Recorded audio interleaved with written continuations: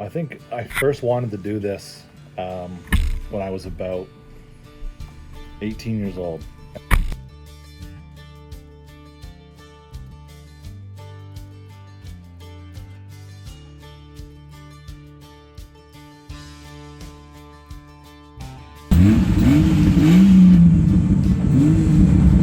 I'm on the turbo warm up. You guys got on video? Yeah. I ended up started driving a tow truck for Myers Towing and turned into a heavy wrecker specialist and became operations manager, and just never fit into the timeline. Good money, love to work, exciting, high risk recovery jobs, which ties into off-roading as well. You know, getting to play with winches every day, being paid for it's kind of nice. Oh, he's gone.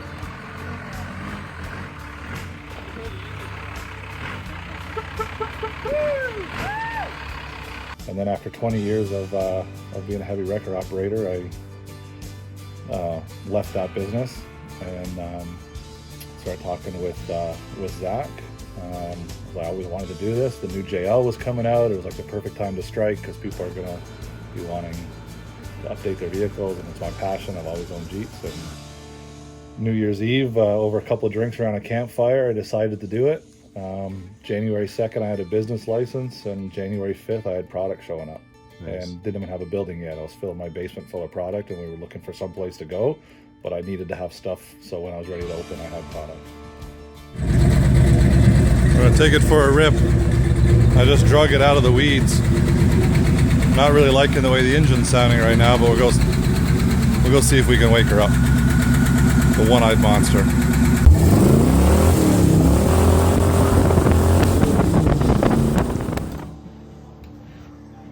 What's it like working with James? Interesting, to say the least. It's always an adventure.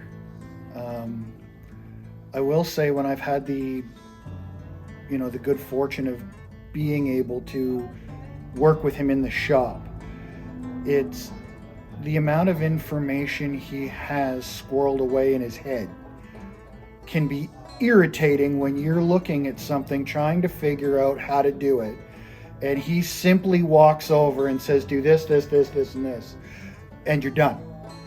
It had taken me an hour to figure it out, and he could have forgotten how to do it.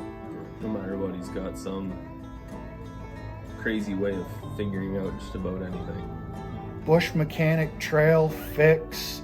I don't own the right tool, but we'll make one to get it done. And you probably got more tools than anybody know that don't exist on a normal shelf. Toolbox or shelf.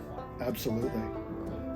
And he knows the purpose for each one and how to use each one of these custom built. Oh yeah, absolutely. And why he built it. Even if it's a nut welded on the end of a 2-foot rod. Yeah, he knows there's a purpose to that. There's a purpose to that piece. Makes it hard to help him clean the shop.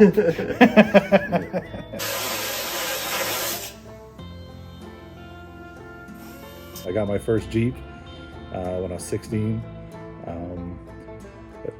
It's kind of a funny story. I was driving an Oldsmobile Forenza GT, and a buddy of mine borrowed it, and he ended up putting it in the ditch and messing it up.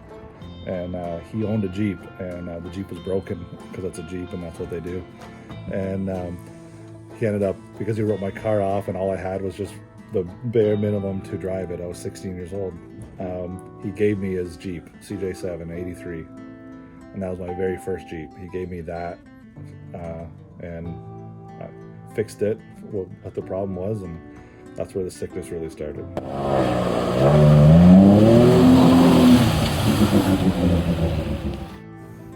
Without exaggeration, at least 50. 50 Jeeps. 50 Jeeps, at least. It could be more, but it may sound unrealistic, but 50 for sure.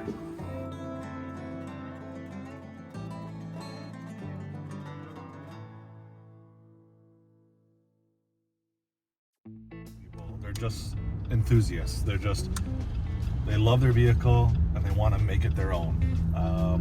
From the mall crawler to the hardcore wheeler, soccer mom, we see them all. We see them all regularly. They seem to be just repeat customers. Some just stop in and say hello. Some have stopped in and just dropped off coffee. Some just come in to hear the stories that we have to tell, and they want to share their story. They went away for a weekend. They pop in, tell us how good of a time they had, and say see you later. And that's our customer base. It's not one particular thing. I don't cater to one particular group, and I don't have one particular group that comes in. They all come in. I think we've always looked at it as we are, just part of the community, just like anybody else. We're never around to sell you anything. We've always just been around to give you the advice that we've learned from, whether we've learned it ourselves or through somebody. That's just how we've always been since the get-go. We talk out of people buying things all the time because, one, they don't need it, and we're here as friends and companions in the off-road world. That's, I think, why we've always succeeded, is that we're not a normal business that just wants to jam sales down your throat.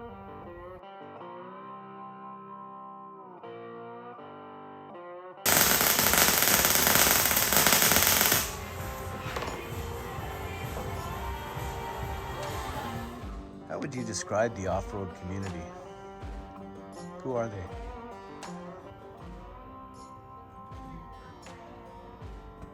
So many different types. I know, and that's You've got your young guy with his four-wheeler and UTV that just wants to go out and do those trails. You've got your full-on off-roaders. You've got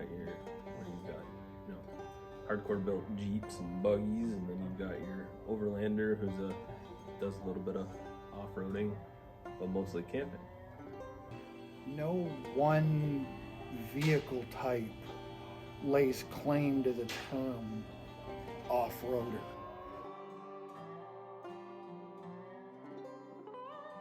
Pretty much, I think anybody that wants to get off the normal path, anybody that wants to get off the beaten path and not be part of the norm that just drives a vehicle to work in the grocery store.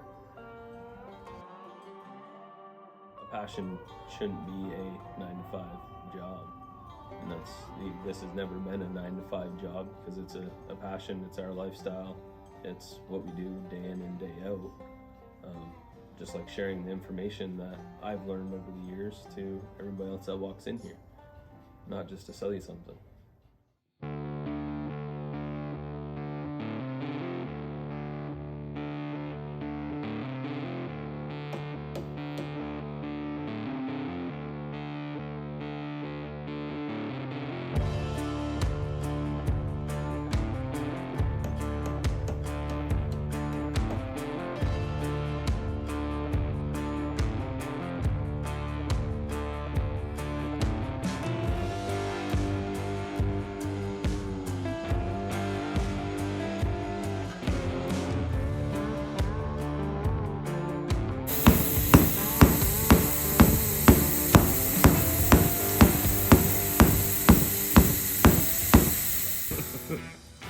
Seven. Next question. That's actually good stuff right now. You know that's going to be in the video. Still want to fill it though. Like, it's still pretty full in here, and I think if we moved to a bigger store, we would just fill it up more. Yeah, Yeah. that was always the goal. You know, always the goal to be like the outdoor store, right? Like, I still want to get into more. I want to get into fishing gear and ATVs and dirt bikes and snowmobiles, and it's all those baby steps to get up to that point. And building and making sure that there's a market for it. And, Right. so I would love to have a whole section of just like fishing supplies, and I'm stocking 20 Camprite tents right now. Phil's happy with the store. That would fill, yeah. I think we've got 15 coolers in stock roughly. Plus we've got sleeping bags, and we wouldn't have had the room to explore into that. Something else would have had to sacrifice, right? We would have had to not have a lift kit. not have wheels and tires. So, I mean, there was a time where the tractor trailer would pull up front, offload 60 tires, and we're like, we have 700 square feet, and 53 footer just dropped off a load of tires. Right. So, at least here now, we don't panic when we see a truck pull up front, and we just grab a forklift and offload our stuff.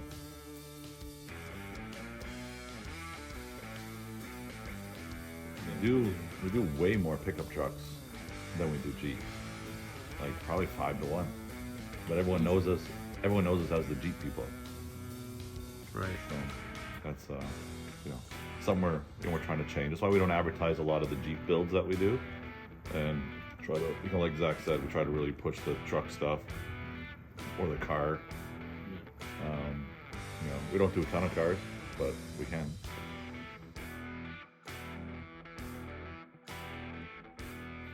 The philosophy of being off-road, out back, off-grid, that freedom, that separation, I think really appeals to a lot of people now.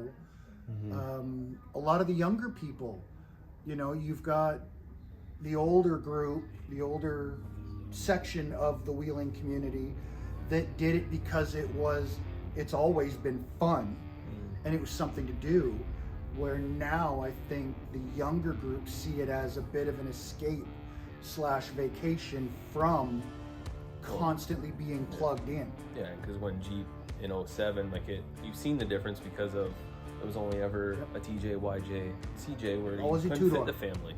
I mean, in 07 when Jeep released the 4-door, it changed the whole aspect of it because you could take that much more, you could fit that many more people. And that's probably what changed it and why we've seen such that different gap. Yeah. Right? And it's splintered again from there, from the people that want to go wheeling to the people that want to go overlanding. And overlanding is a fancy word for car camping, but you've got to get off the beaten path. You're going to get a little ways into the bush to camp where maybe nobody else has ever been. Again, that separation, that get Crown in the Land way. camp spot turned into Crown Land camping versus to those guys it was them going camping. Yeah.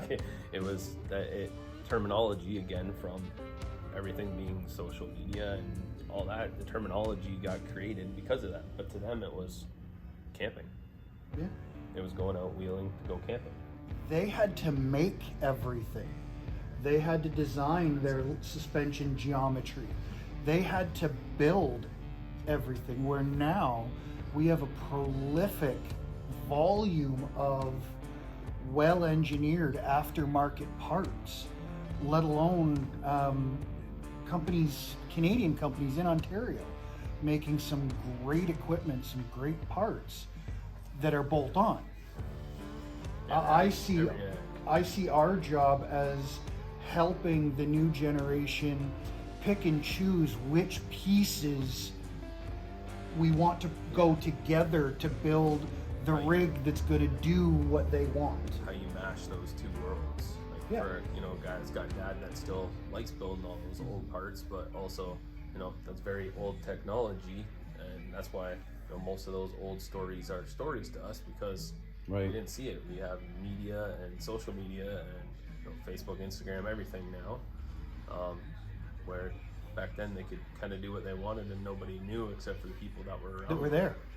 Don't us old guys just get crustier as we get older? About them young kids that tear up the lawns in their Jeeps and trucks and play them loud music and have them big whip antennas?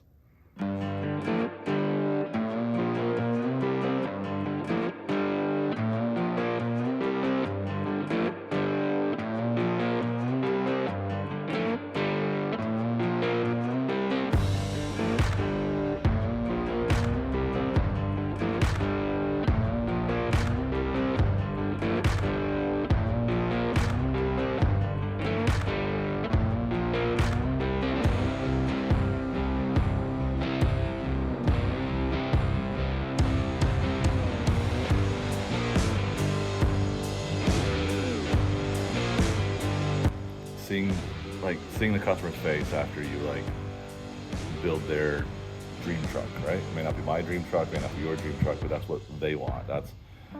And you know, they come pick it up and they're excited and they're taking pictures and they're sending to their buddies, and like that's the reward part. Like it's always that great feeling when you see that.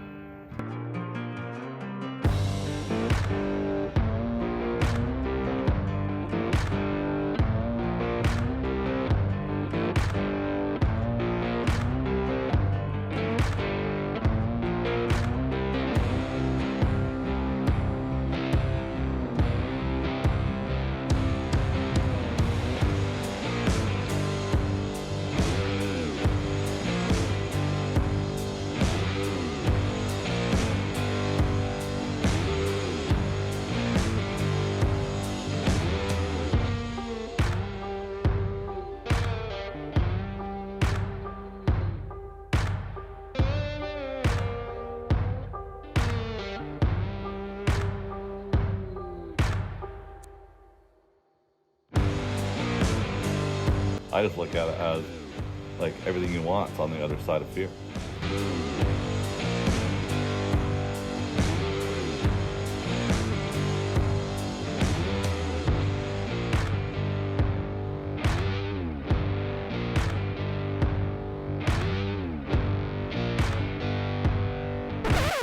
Tell me about the. I don't want to do this anymore.